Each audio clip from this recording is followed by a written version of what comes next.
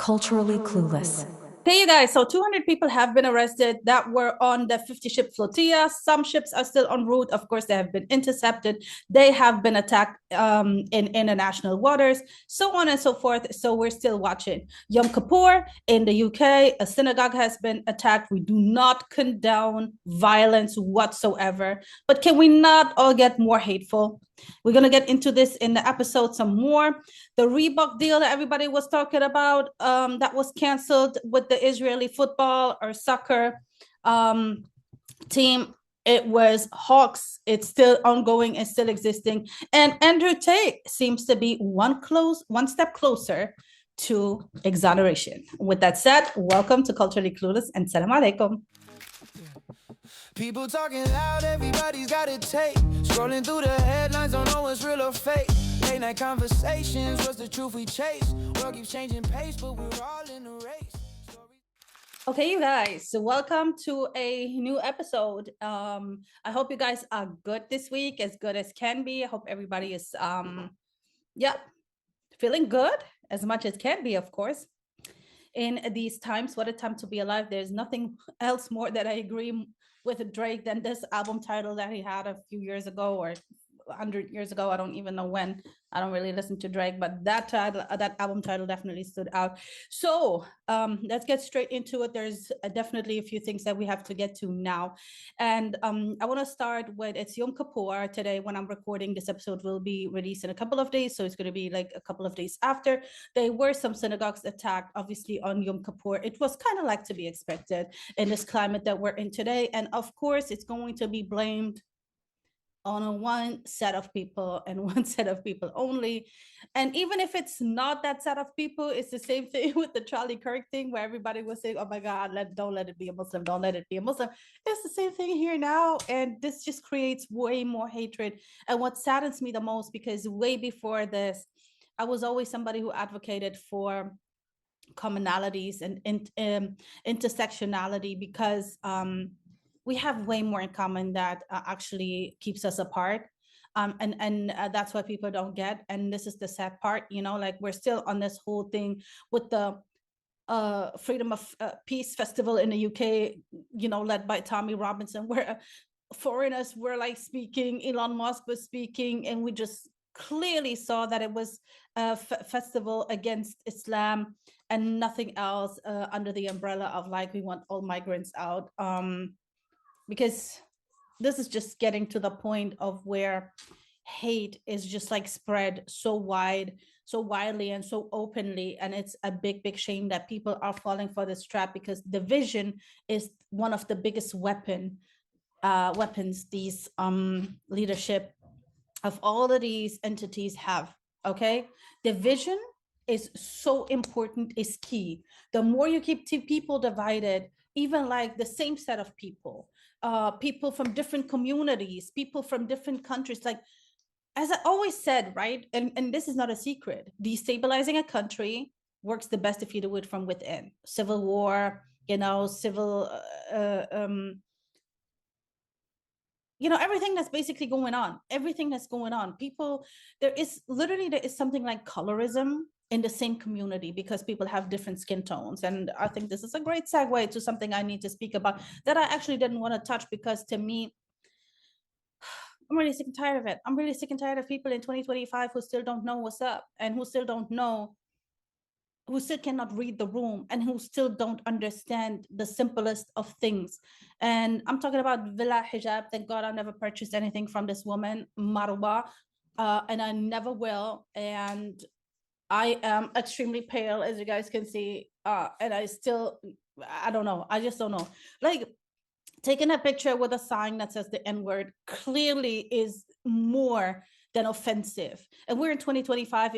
If you still don't know that this is wrong, I cannot help you. There is nothing anyone can do. So you can sit here with your apology and say, I'm still growing, I'm still learning. No, it was busted a while back, it was busted again, and now you're busted again. Like, what is this? I am not even shy of believing that this woman is actually paid. I mean, she's making good money with her business, but I guess some people can never have enough money. So I don't know, like, it's very, very weird that it's happening in this time okay, where there is anyways, where there is a lot of issues, you know, going on as well, because we do have, and I've always been very vocal about it, and I'll continue to do so. There is anti-Blackness in the Arab community. There is anti-Blackness in the Muslim community. And this is completely and utterly disgusting and despicable. I do not condone anything like that. I always, this is the thing, right? I'm not somebody who argues in public. I don't do this whole debating thing really like that. I can't, because I get really, really nasty. And maybe I'm too emotional. Maybe I'm way too emotional for it, right? But I go for people's throat. I do go for people's throat, because that's something that is actually very, very, very, very dear to me. I don't understand this. Like, we're in 2025 and we still have to teach people that sitting the N-word or condoning the N-word with a picture, with a video, with anything is wrong.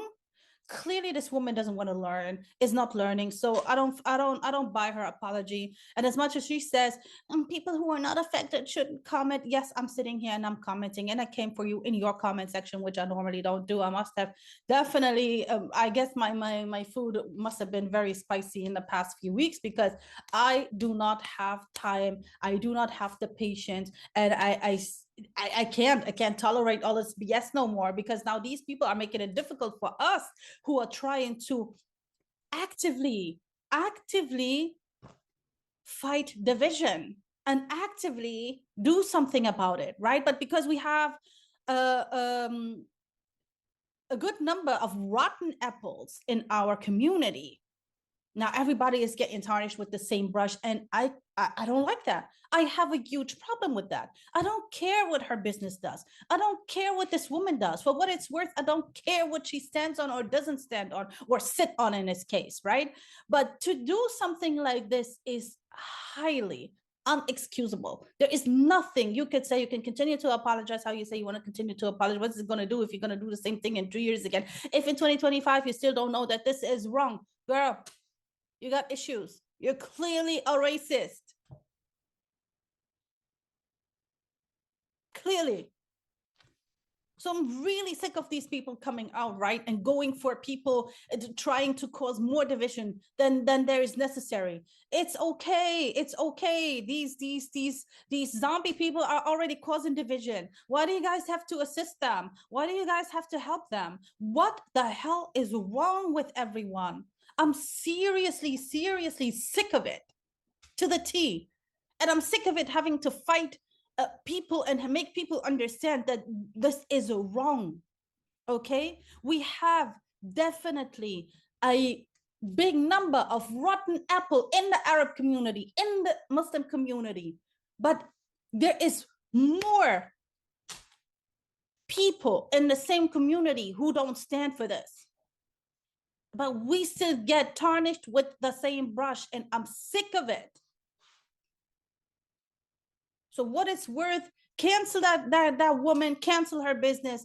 If you're gonna continue buying from her, then it clearly, and this is what I say, I don't understand people who continuously protect liars, continuously protect shit stirrers. I'm gonna say it how it is, continuously protect drama people, continuously protect racists, continuously protect sellouts. You guys are no better. You guys are no better. So if you want to continue buying from this brand, by all means, go ahead. But then, you know what? You need to check your morals. Literally, you need to check your morals. That's all I have to say for this. To me, I didn't want to speak on this because I didn't want to give this any type of attention, because in the beginning I was like, okay, you know what? People are gonna know, but people don't know. When I see people online making videos, you know, Black people being hurt and say, see, we were never accepted by Muslims. We were never accepted by Arabs. I'm sorry, yes, that's how they're gonna feel. That's how they're gonna feel, rightfully so. And it doesn't matter, because this is what we humans do. We always gravitate to the negative things. Like if I sit there and give somebody 10 compliments and somebody else comes in the same room and gives them one ugly compliment, guess what stands out more? And this is the problem, right? when you come for people's skin tone, when you come for people's ethnicity, when you come for people's looks. This is absolutely something that I don't know how and why. Oh my God. You guys, we have to, we have definitely, I think this is also was a segue, because this is something that caused also a lot of division, unfortunately, when the elections happened in the US last year, almost a year ago. And the orange agent was voted in, or I don't want to say he was voted in. I still feel he was appointed. I don't know. And it caused a lot of issues also with the African-American community in particular, because they felt let down by the Arab community in the US, because not all of them, but many of them have voted for the orange agent, and then a next group of them have voted for third party. And a lot of people feel like if you vote for third party, you gave your vote to the orange agent. I understand that that rhetoric. Can I really agree with it? I don't know. Like, I still feel people should vote for who they want to vote for. The orange agent is absolutely, obviously destroying what was left of the US, you know. And as somebody who doesn't live in the US, and many more people, since forever we fell in love with US culture, never with the politics, because they were always against us. They were always colonizers, but we fell in love with everybody's culture, you know. That it was diverse, it was open, it was, you know, friendly, it was, you know, this whole thing of American dream, but it was on the suffering of the people, the Black people who were kidnapped and enslaved, and also on the backs of the natives who've been genocided hundreds of years ago. Anyway, so people did not vote for Kamala, as the Black community would have wanted it, the majority at least, or many of them. I don't want to generalize, because I hate generalizing, but this unfortunately went very left, because people started really, you know, being resentful to each other. And this is the thing that is really a shame. I want people to understand this. If Kamala would have been in power, would have been better? Yes, maybe. But the genocide in Gaza wouldn't have stopped.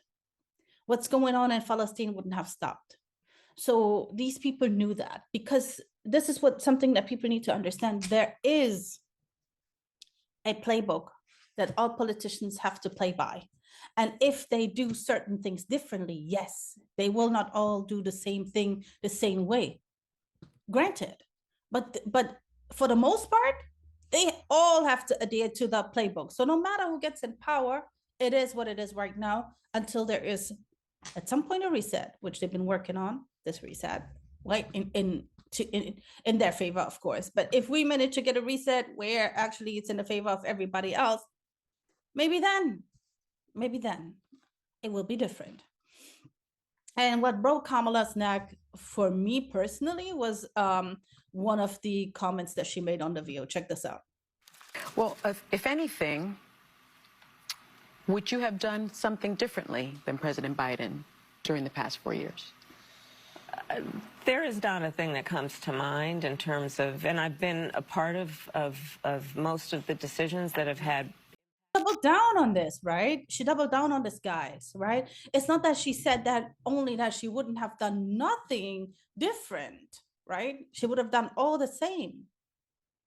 And to me, that's a huge indicator. I mean, it's a very honest, it's a very honest statement, right? And I appreciate that. I actually believe her 100% that she meant it.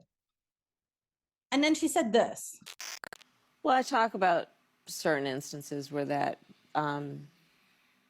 was how it felt. But I want to be really clear. This book is not about Joe Biden. And I love Joe Biden. And I also am very clear and have made a point of making it clear.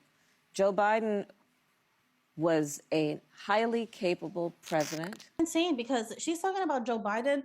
Like, what are we gonna disregard like all the craziness that he was up to? Like like shaking somebody's hand when that person wasn't even there, saying, don't forget to vote for the other Joe Biden. We're gonna forget all of this. We're gonna forget all of his senile moments. I mean, it was in public, y'all.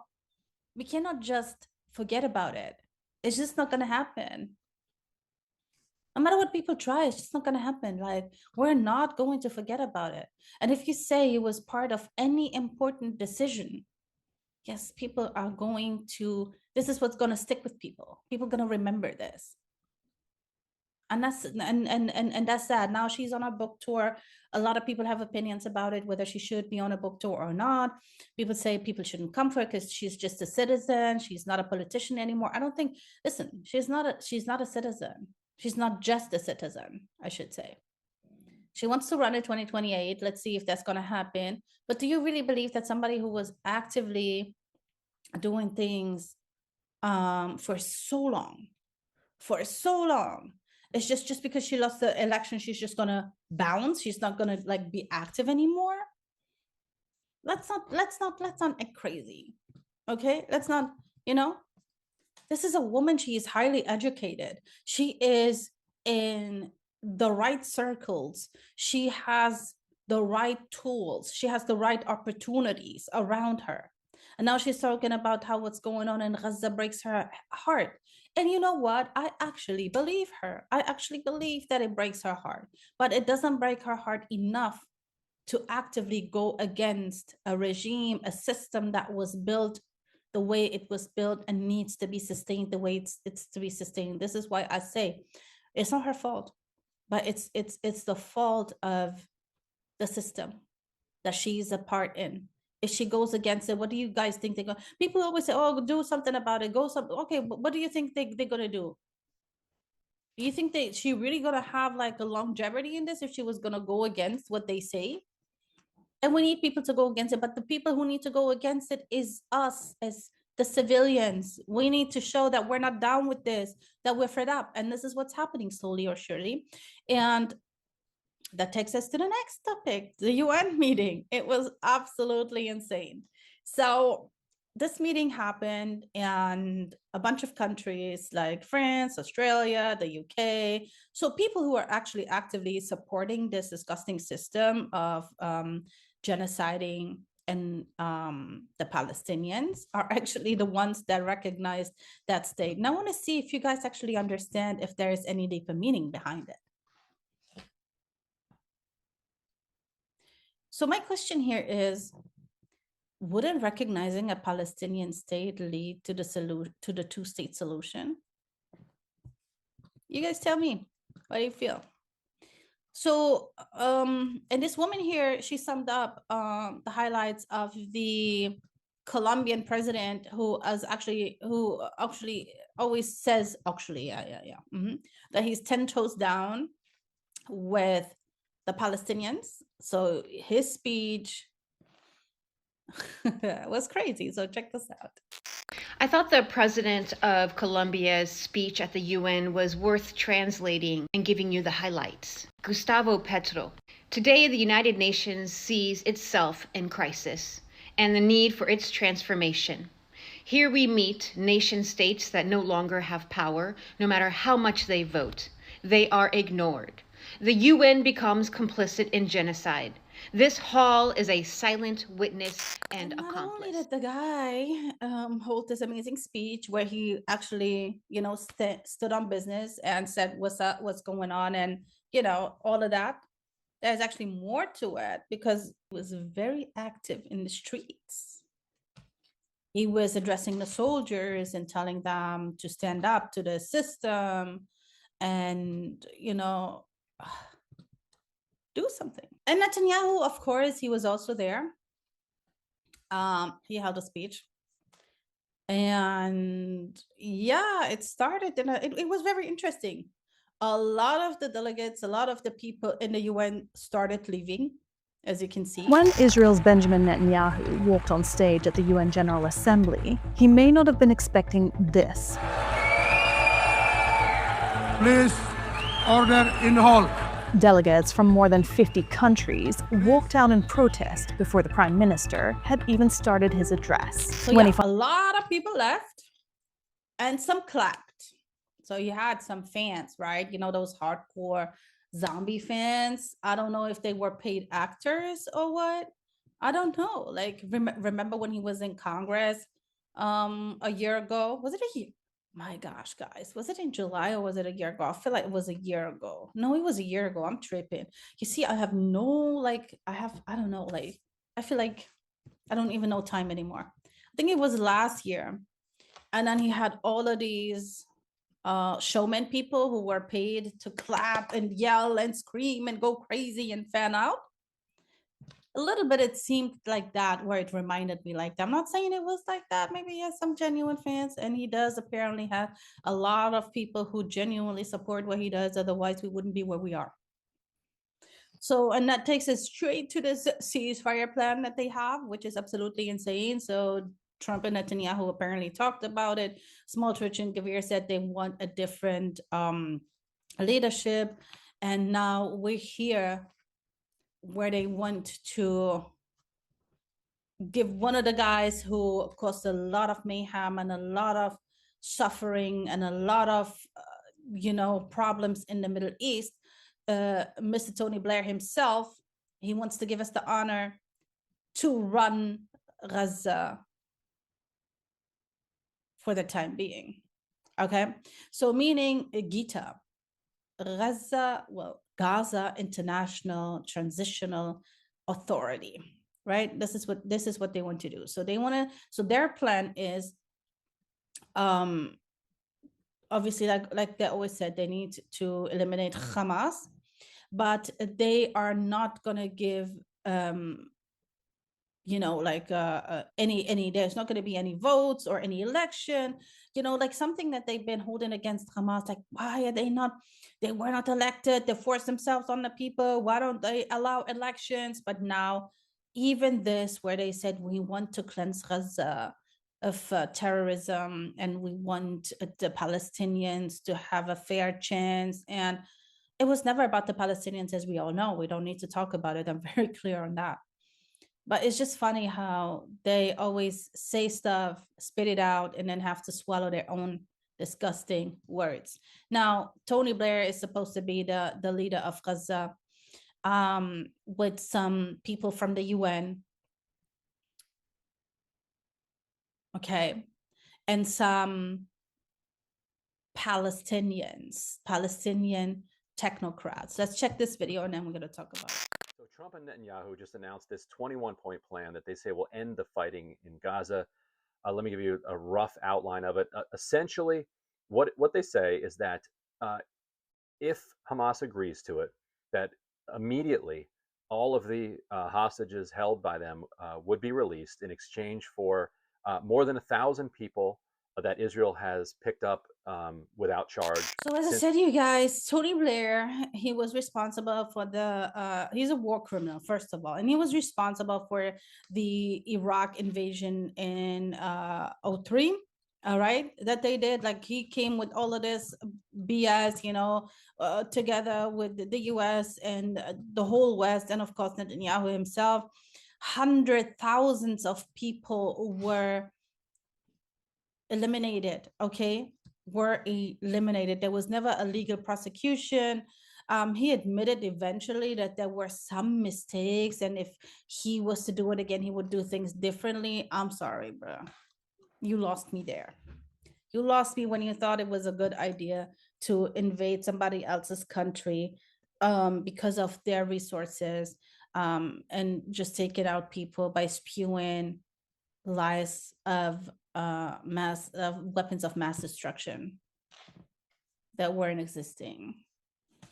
What I find very interesting, and I wanted to mention this, and it has nothing to do with him, but Lauren Booth, he's his sister-in-law. She reverted to Islam in 2020. What the hell? 2010. She's a journalist. She has her own podcast. Like, she worked basically for some of the Arabian channel Press TV. She also worked for some broadcast outlets in the UK. She had a column. She has a YouTube channel. She has a podcast. She's a very strong advocate for Palestinians as well. So yeah, I mean, look, they are not really.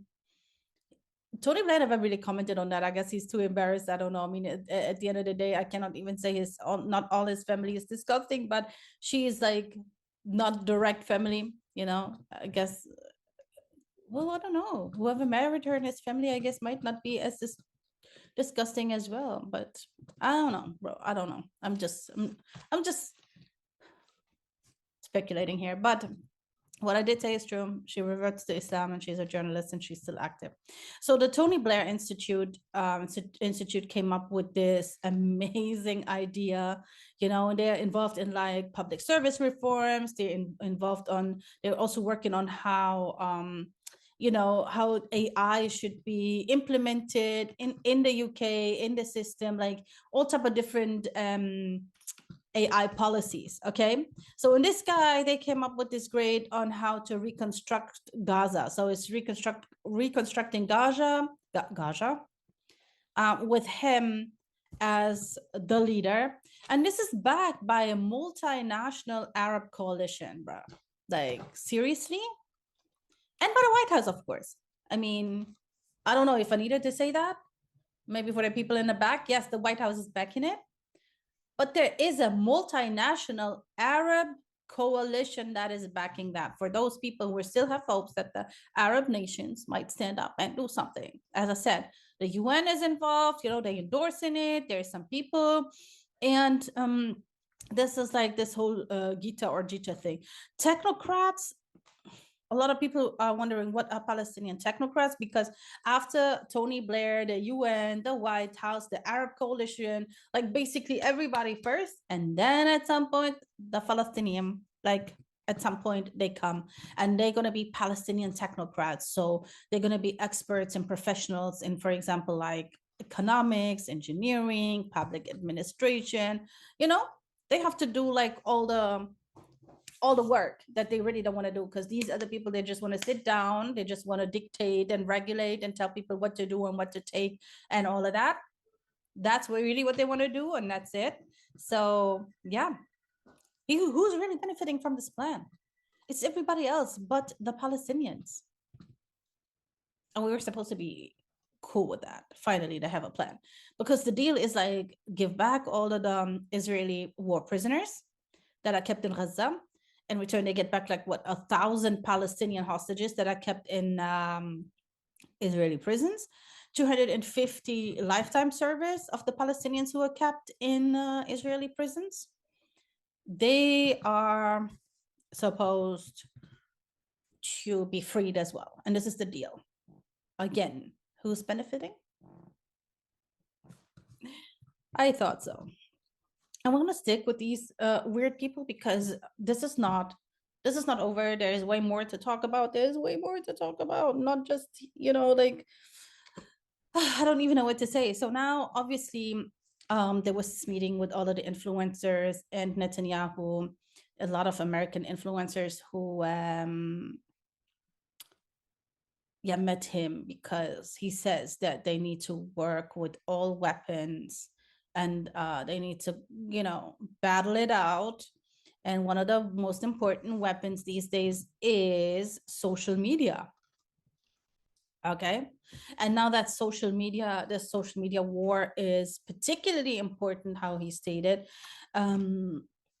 TikTok and X, that are the most threatening ones. That's the one that they want to govern and take over. So for once, he said, Elon Musk is a friend. We can talk to Elon when it comes to X. And I'm very happy that there is this TikTok sales going on, right? This is absolutely ridiculous. So TikTok is being sold at the moment. Oracle is one of the buyers, and this is owned by a guy called Larry Ellison. Everybody was talking about it this week, so about him. as well. So you guys should maybe have seen a thing or two. He's a billionaire, right? And he has all type of different businesses. And if you know something about billionaires and multi-millionaires, most of them are not, most of them are smart, because they're involved in agriculture, because agriculture is it, literally it. Agriculture is so important, and you can make money with agriculture, and there is so much things that you can influence by having agriculture businesses as well. But that's a topic for another day. I think you guys might know where I'm going with this. So he had this grand business idea some time ago called Sensei Farm and Sensei Act, which was supposed to be some sustainable agriculture business. It cost more than 500 million, but he was criticized a lot for it because it didn't really do what it's supposed to do, So now this dude is kind of like partly buying, or for a large percentage buying, TikTok. And what they want to do is control Mr. Al Gore. Yes, the algorithm. Right? They want to control the algorithm because they're sick and tired of the pro-Palestinian narrative and rhetoric and videos and content, right? So they want to change that to kind of like take control of the narrative even more so, spew some more lies, some more propaganda. But what they fail to understand is this would have worked maybe even, I want to say, maybe even before COVID, it would have worked. With COVID, a lot of people started really asking questions and what the hell, it was like, what the hell is going on? And you guys, I really mean it. I used to be friends with someone. When I showed him something, it was something completely different, right? Something completely different. I showed him something, what the government is doing, and he told me literally, but we need to trust the government. They work in our interest. And I couldn't deal with this much of a, I don't know if is it ignorance, or is it at this point stupidity, or is it like, I want to close my eyes and I don't want to know and I don't want to see. I'm just accepting of everything. I don't know, bro. I don't know. Some people just like really, instead of living in reality, they kind of like create their own reality, and then it's an even worse awakening once they have to wake up, because reality at some point will kick in for everyone. Okay. So anyways, going back to that, I'm just saying that when we look at this, ever since the outset of the genocide in Gaza, TikTok has grown into a kind of safe haven for pro-Palestinian content. Influencers and activists get more reach there than on other platforms like YouTube and X. So it would be in Tel Aviv's interest if one of Israel's supporters were to wrestle control of the platform from its Chinese owners, then retrain the algorithm to scrub genocide from our site. and this is and this is the whole thing. That's the whole thing, y'all. This is the whole thing. This is absolutely insane and crazy, because again, things we have been privy to in the past 2 years will never be forgotten. Once people know, they know. It's just like a relationship.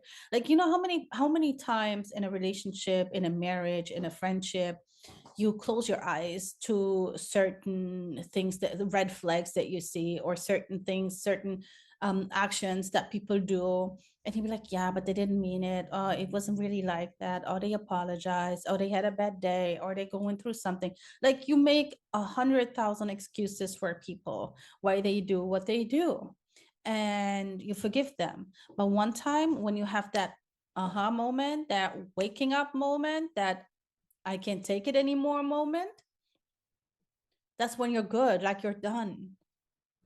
And this is what happened here. Like, we're done. Everybody is done. People who never knew about nothing, right? And who found out, who like literally woke up October 7th, even they are new to this, right? Because a lot of us are not. Most of us are born into this, or grew up in this, or been finding out prior. But even the latecomers, even those who just maybe came beginning of this year or last year, because they tried to excuse it, they tried to explain it away, and it wasn't working anymore. Because as I said, at some point reality is kicking in, and if it's not, then you're indoctrinated a little bit too much, and I don't know if there's any hope for you. But anywho, so for those people who joined the club of reality late, they will never forget, and you cannot sway their opinion anymore. It's too late. Like, you can change all the algorithm you want, but people saw what they saw, and it's in people's heads, it's in their brains, it's in their hearts, it's in their minds. You know, there is nothing you can do anymore. And a lot of people are scared, but you know what? The truth will always prevail. And people had liberation movements and whatnot before that, before social media, and they were successful. So don't worry about it. But we come into the real part of this now, right? This is the real part of it, because the fight is not only on social media, as important as social media is, 100%. But there is the real fight is not just on social media. The real fight happens everywhere. It starts from your heart, your head, your home, teaching your children, your parents, teaching your siblings, your friends. This is where it starts, and then it grows. It goes to social media, but it goes also to the streets, right? Kenya, Nigeria, Serbia, even Serbia. Nobody talked about Serbia. All the protests that were going on. Sri Lanka a couple of years ago, Bangladesh last year, the Philippines, Nepal, Indonesia recently. Okay, all of this is protesting their governments. Okay, for inflation reasons, for corruption, for so many more reasons. Check Madagascar out here. But first, there were more protests in Madagascar on Monday, even as President Ange Radswell tried to rein in popular outrage by firing the government. There have been days of fatal unrest over the country's crumbling infrastructure. On Monday, the UN estimated that at least 22 people had been killed in crackdowns on the youth-led marches that first erupted last Thursday.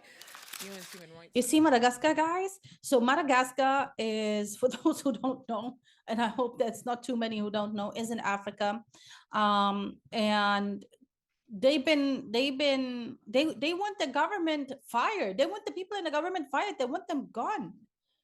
Okay? They crumbled infrastructure. They just want change. It's the Gen Z.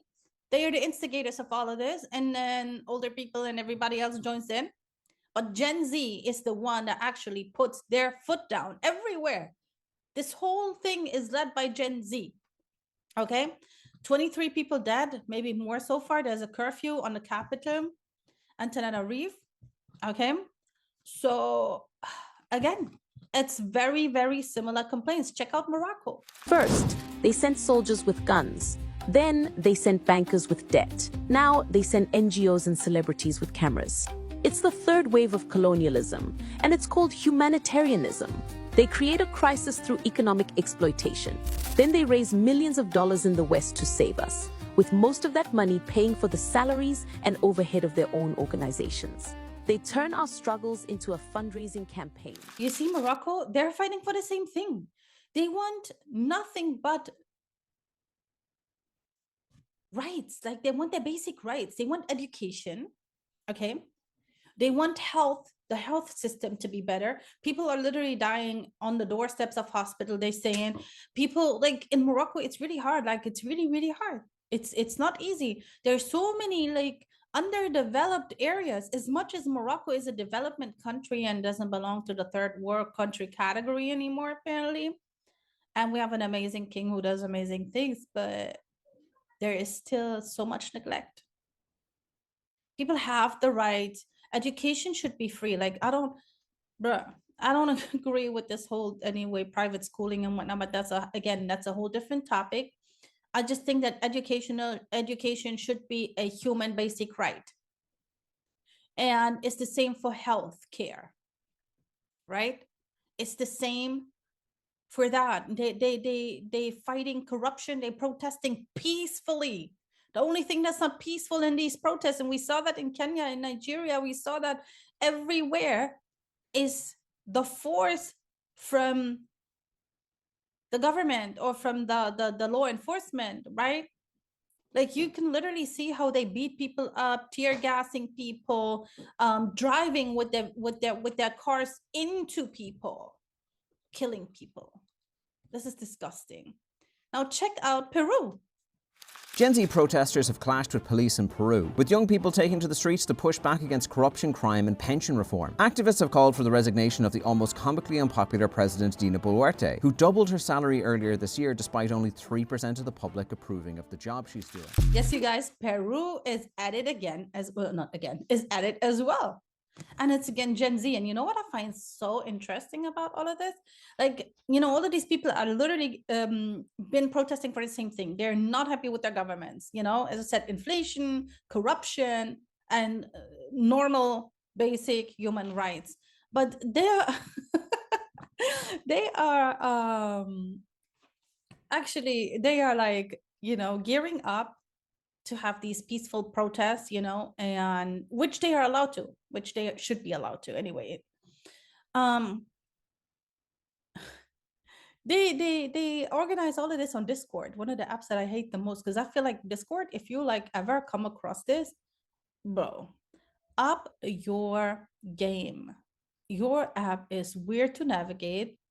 It's not nice to navigate. I don't like it, but it did the job. It helped these people come together and organize. And I'm wondering, should we actually add Italy to that as well? Italy, they definitely 10 toes down, started, like they had a shutdown. They had a shutdown last week, I believe. This is one of the reasons why I think the government budged and sent that Navy ship to go halfway with the flotilla. I mean, really, seriously. But Italy is literally now that these people have been attacked, all of these, there's more cities, like it's Brussels, it's Spain, it's so many other places, but Italy, and they like marching through the cities and saying shut it down. It's a shutdown. And when they shut down ports, you guys, I don't know if people understand how important ports are. When you shut down transport of trades, you know, it's a problem. It's a financial issue. So shutting down ports is really something. And when they shut it down, they shut it down. And this is definitely a shout out to Italy for that.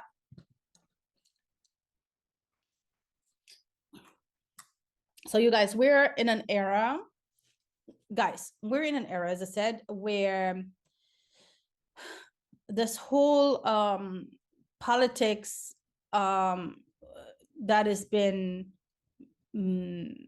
happening, and everything that's been happening is actually, I feel like there's a imposters, actors, and really people who don't have a clue about nothing.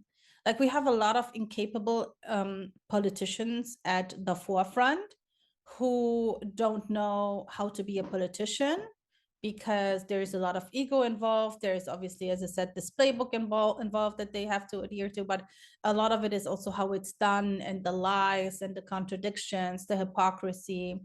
All of this is absolutely massive, right?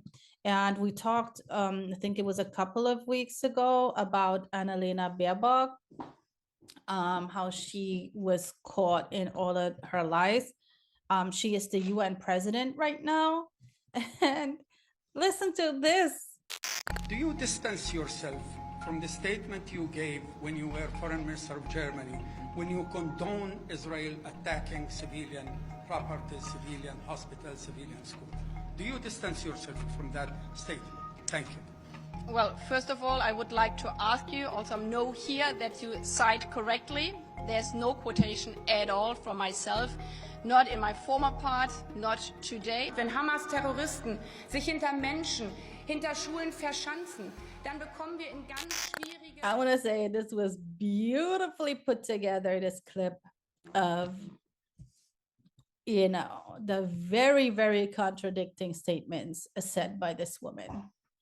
And this is who is supposed to be the president of the UN. Now you guys know why a lot of us say the UN is also a very tainted and corrupt institution. Same like most. And I want to talk about a little bit about Sudan. We actually have here, this is a very long video, right? So we cannot play it fully, but we will play some parts. This is some experience from some Sudanese women, or a Sudanese woman. My name is Khadiga Al Tahir. I'm 29 years old. I am a widow. I have 4 children. We were displaced 4 months ago from Al Suki in Sennar to Port Sudan. I lived in Khartoum for a while and was displaced from my hometown Al Suki in Sennar. My second displacement was worse. It seems like the war is chasing us. We slept in the open, we ate what we found. All I wanted to have is a safe city without the sounds of bullets and shelling. As I said, this is a very long video. We cannot play all of it. But this is just one person talking, 2 people talking from 12 displaced people in Sudan. Gender violence is absolutely at the forefront, as we know about Qisma, Omar Ali, and so many more. And this is something I want to talk about in a separate episode, because that really literally broke my heart, because using people and being like using women, you know, and desperate women for food because they need to feed their parents, their children, yeah, their parents too, and themselves, and having them perform certain acts to get a little bit of food or something. What world did we come to? And I know this has been here forever. I know this has been existing, but again, we're in 2025. This shouldn't be existing. And this is happening in Sudan a lot. And this is also happening to the refugees of Sudan who fled to the neighbor country, Chad. And this is also happening in Gaza, by the way. Well, we will talk about it some more, because there's another part to it that really literally broke my heart. Yes, and it's very difficult to pivot from these type of topics, but we're gonna have to. And I want to talk about Tanzania. There is an NGO called Apopo, and they made it their mission to train rats, one of the most disgusting creatures in the world. Oh my God, I can't. Guys, check this out. Let's head to Tanzania now, where for over 2 decades, a non-profit group has been training giant pouched rats to detect landmines and trafficked wildlife, and even survivors of natural disasters. Now, these little creatures are being trained to sniff out tuberculosis as well, thanks to their powerful sense of smell. Though it's not an official diagnostic tool, the NGO says the rats have detected over 30,000 cases previously missed between 2007 and 2024. Clemens Waller brings us more. Is it amazing? Absolutely. Is it helping? Absolutely, because they detected 30,000 cases of tuberculosis that have been missed, right, by the testing and everything. And we all know that in Africa, generally the health system is not good whatsoever. You know, like what they have available to them, the tools and the infrastructure of the healthcare system is nowhere near actually acceptable, you know? So they have to do what they can to live with it. And just that these rats are actually on this life-saving mission and can detect this, you know, and that's helping. I mean, it's not that like a rat detects it and they say, okay, this person got tuberculosis. No, they're going to check again and do some more thorough testing, right? And this is fine because at least they have been, you know, like helpful in that in that sense. And it helped like half of the tuberculosis patients to receive treatment. Again, there were 30 cases missed. 30,000, I'm sorry, what am I talking about? I'm so sorry, I'm still stuck on this Sudanese issue because it's something that I find absolutely insane. Okay, you guys. I want to close out with something beautiful. And this is why I left this for last. As always, we try to have something positive at the end of the episodes. And this is something that stood out to me last week and it really moved me. And I think even 2 weeks ago, it really moved me and it really made me cry. Really. And I think it's so nice. And as I say, we should stop focusing on what's keeping us apart and focus more on what could bring us together. And this message here is very beautiful. Check. These riots that have been going on, it's a bit delicate, but I mean, you're Muslim, right? Yes, Yeah? I am. I'm Muslim, yeah. I just want to say to you that if you ever need a safe house, my house is always available. If you want to come over here, bring your wife and your kitty, and get away from these maniacs, just in case. See, you guys, and that's what I mean. There's so many rotten apples in one community, but we cannot tarnish everyone with the same brush. We just can't. Because I'm English, and these people, I don't understand what they're all about. They don't even live in the area, and they're rioting, and they fly an English flag. Well, they don't represent me, and they don't represent the neighbours here, and they certainly don't represent most of the people that I come across. I just don't understand it. You guys, that's all I have this week. And there's a few other things that I wanted to talk about real quick. I should have done this in the beginning. Stupid me, completely forgot, got all excited and whatnot. Because I'm really upset about this whole thing that we talked about in the beginning. Anyways, so there is a few things that are changing when it comes to Culturally Clueless, this podcast here. We're gonna have a different day that we're actually airing this. As you guys can tell, this is now the weekends for now. There's some more changes coming in the near future, but I will try my best to not forget and bring this. Oh my gosh, how much I hate to say I try my best. I will do my best to not forget and talk about this in the beginning of the pod. But again, this will be now weekends. We're going to air this. And the rest of the changes will come in like the near future, in a few months, in a couple of months, at some point soon. Okay? At some point soon. Anyways, if you haven't subscribed, please do so. And definitely engage with the content because that's what we need since we're like heavily restricted everywhere. And with that said, guys, thank you so much for your support, for being here. And I see you in the comments, and I don't know how to show my gratitude except saying thank you and much appreciation and love. With that said, salam alaikum. Peace out.